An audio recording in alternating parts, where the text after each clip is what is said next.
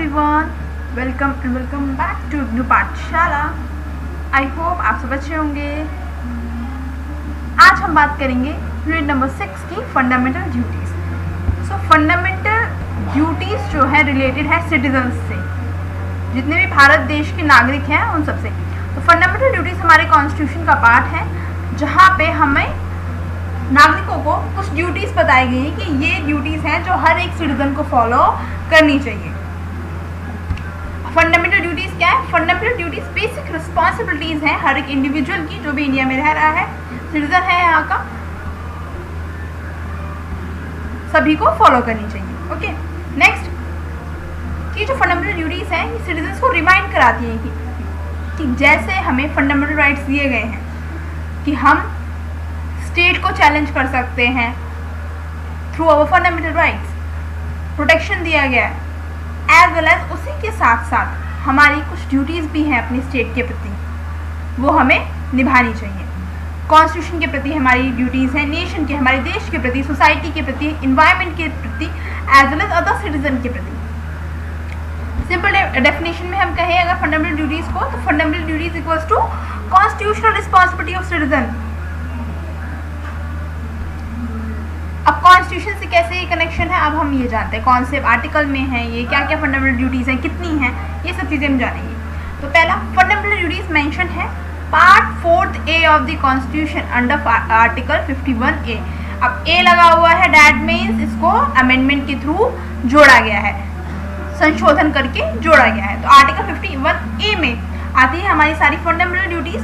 सो इनको ऐड किया गया 42वें कॉन्स्टिट्यूशनल अमेंडमेंट के तहत। जब 42वां संशोधन हुआ हमारे कॉन्स्टिट्यूशन में 1976 में, तब इनको ऐड किया गया।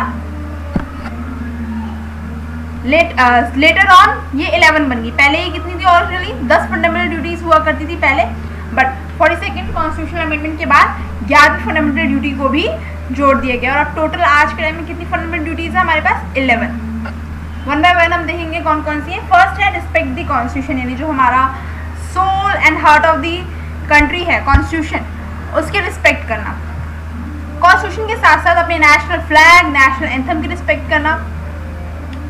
सेकेंड फंडामेंटल ड्यूटीज है जितने भी फ्रीडम फाइटर्स इन्वॉल्व थे भारत देश को आज़ाद कराने में, इंडिपेंडेंस दिलाने में, उन सबकी रिस्पेक्ट करना, उनके जो पाथ है उनको फॉलो करना। जैसे फॉर एग्जांपल महात्मा गांधी जी का जो सत्याग्रह मूवमेंट है उसको लोग आज भी याद रखते हैं, आज भी उसको फॉलो किया जाता है in peaceful protest. Next, protect sovereignty and integrity, अपने भारत देश की सॉवरेनिटी, यूनिटी एंड इंटीग्रिटी को बनाए रखना।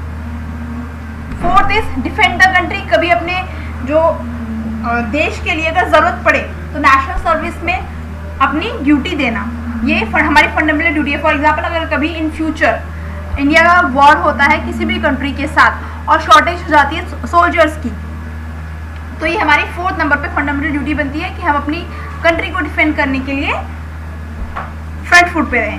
Next, promote harmony, to promote harmony in the spirit of common brotherhood among all people of India, transcending religious, linguistic, regional and sectional differences. देखो, India is a diverse nation, we all know कि India में बहुत ज़्यादा diversity है। Despite this, India का आप देखोगे, India को बहुत ज़्यादा फ्रेंडली नेशन माना जाता है। हमारे यहाँ पे एक फेमस कोट भी है, वासुदेव कुटुंबकम, या हम कहते हैं ना कि अतिथि देवो भवा। तो जो गेस्ट होते हैं उनको बहुत आदर सत्कार दिया जाता है, चाहे वो गेस्ट किसी भी रिलीजन से हो, किसी भी बैकग्राउंड से हो, किसी भी अदर नेशन से हो, चाहे अदर किसी देश से हो। तो हार्मनी बनाए रखना, सोसाइटी में पीसफुली रहना। लास्ट चीज़ों को यहाँ पे बहुत इंपॉर्टेंट लाइन मेंशन है, citizen should renounce practice derogatory to the dignity of women, women's की भी हमें रिस्पेक्ट करनी चाहिए।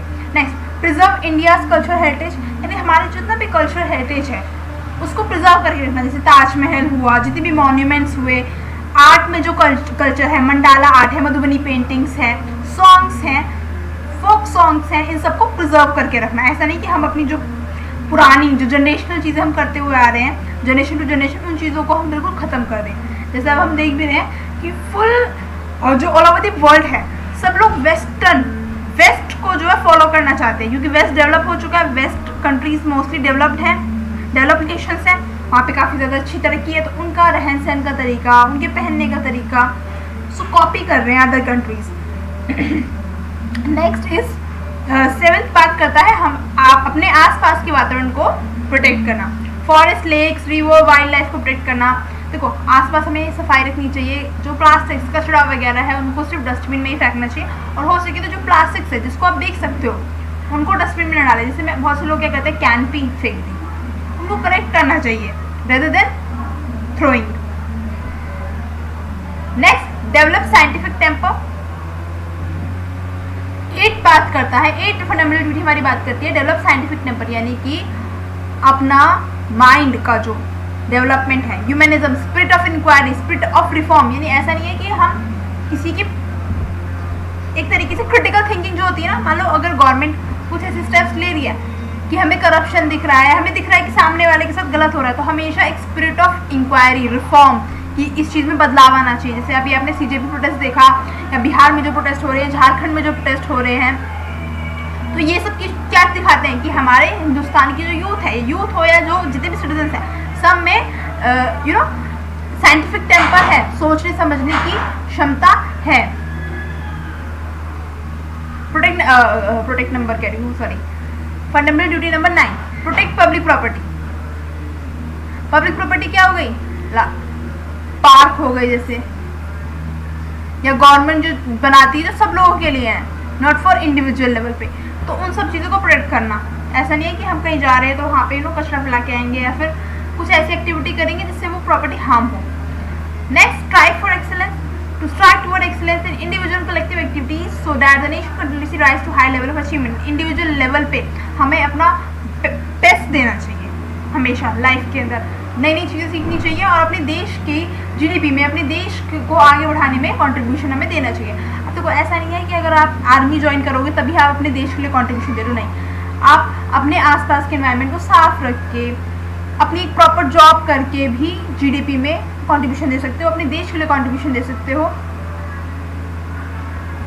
Next, education of children 11। अब देखो ये पेरेंट्स के लिए है बेसिकली कि 6 से 14 साल की जो एज होती है ना, उस टाइम पे बच्चों को जॉब्स में इन्वॉल्व नहीं करना चाहिए। जिससे पेरेंट्स क्या करते हैं, 6 तो काफ़ी कम होगी, बट 11-12 से क्या करते हैं, बच्चों को कपड़े धो रही कह रही हूँ मैं, बर्तन साफ करना या थोड़ा बहुत सामान उठा के पकड़ाना, इस टाइप से वो अपने साथ ही लगाने लग जाते हैं काम में, रेदर देन थिंकिंग कि हमें उनको एजुकेशन प्रोवाइड करनी चाहिए। गर्ल्स को एजुकेशन नहीं दी जाती कि ये क्या करेंगी पढ़ लिख के, तो इसीलिए ये भी पेरेंट्स की फंडामेंटल ड्यूटी है अपने बच्चों को पढ़ाना, एटलीस्ट एलिमेंट्री एजुकेशन उन्हें मिलनी चाहिए कि उनकी सोचने समझने की शक्ति हो। इंपॉर्टेंट फीचर्स क्या है फंडामेंटल ड्यूटीज के, पहला, ये सभी सिटीजन पर लागू होती हैं। सेकेंड, ये हमारे सिविक सेंस को स्ट्रॉन्ग करती है, नागरिकों को रिस्पॉन्सिबल बनाती हैं।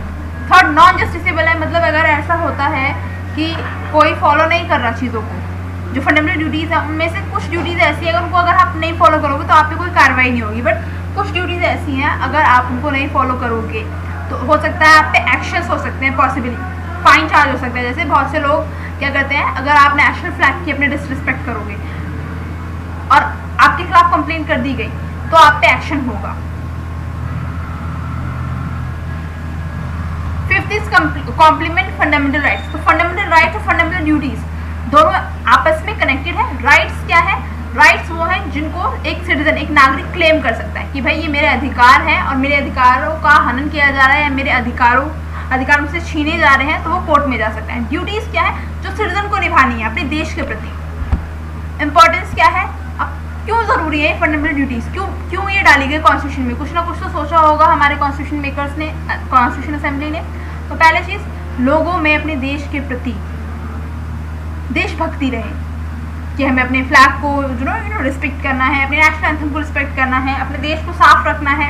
इस टाइप से यूनिटी बनी रहे लोगों में आपस में कि हमें पीसफुल सोसाइटी मेंटेन करनी है, हार्मनी मेंटेन करनी है, एनवायरनमेंट साफ रखना है। नेक्स्ट, साइंटिफिक टेम्पर बिल्ड करना है अपने अंदर, जिससे हम क्रिटिकल थिंकिंग, रैशनल थिंकिंग सोच सकें कि ये चीज़ हो रही है तो क्यों हो रही है, ठीक है, अगर ये चीज़ गलत है तो हम इसके खिलाफ कैसे आवाज़ उठा सकते हैं। नेक्स्ट, अब यही साइंटिफिक थिंकिंग हमें क्या बनाती है, रिस्पॉन्सिबल सिटीजन बनाती है, जहाँ पे हमें अपने राइट्स के बारे में पता है एज वेल एज हमें अपनी रिस्पॉन्सिबिलिटीज़ के बारे में पता है। Last, protect public property. Citizen are expected to avoid damaging public resources, यानी ऐसे रिसोर्सेज जो सभी लोगों के लिए बनाए गए हैं उनको डैमेज ना किया जाए। जैसे हम रेलवेज का यूज़ करते हैं तो वहाँ पे कचरा फेंक किया जाते हैं। हम ये नहीं सोचते कि अगर हम ये कचरा डाल रहे हैं तो जो ड्यूटी सफाई कर्मचारी की है हम उसको क्या बना रहे हैं, डिफ़िकल्ट बना रहे हैं और ज़्यादा। जब हम एक पैकेट को अपने पर्स में रख सकते हैं, ठीक है, या बहुत सारे वीडियो ऐसे आते हैं कि पानी की बोतल पी और वहीं पे छोड़ दी। डस्टबिन होते हैं, अगर आप डस्टबिन का यूज़ करोगे तो क्या चला जाएगा। Next, fundamental rights versus fundamental duties, ये आप पढ़ लेना क्योंकि फंडामेंटल राइट्स में डिटेल प्रीवियस में मैं करा चुकी कवर, फंडामेंटल ड्यूटीज हमने इसमें पूरा कवर कर लिया। अब यहाँ पे एग्जाम ओरिएंटेड आप देख लो कि क्या आएगा। क्वेश्चन आएगा what are fundamental duties and why they are important. ये दोनों मर्ज होके, ठीक है। और ज़्यादातर फंडामेंटल ड्यूटीज को पूछा जाता है शॉर्ट नोट्स में। लॉन्ग क्वेश्चन यहाँ से कम बनता है, शॉर्ट नोट में ज़्यादा पूछा जाएगा, यानी 10 मार्कर में। 10 मार्कर का यहाँ से आपको क्वेश्चन देखने के लिए मिलेगा, 20 मार्कर कम आता है यहाँ से। और या फिर आएगा भी तो यही आ सकता है कि फंडामेंटल ड्यूटीज और फंडामेंटल राइट्स इनमें डिफरेंस बताओ, जो ये वाला, इसको आपको डिटेल में एकदम एक्सप्लेन करना पड़ेगा। फंडामेंटल राइट्स में कौन कौन से आते हैं, फंडामेंटल ड्यूटीज़ में कौन कौन सी फंडामेंटल ड्यूटीज़ आती हैं, इस टाइप से। यहाँ पे वाला चैप्टर खत्म होता है। Thank you watching the video, do like share subscribe my channel and thank you for showing your support, showering your love. Bye bye, take care, मिलते हैं यूनिट नंबर 7 में।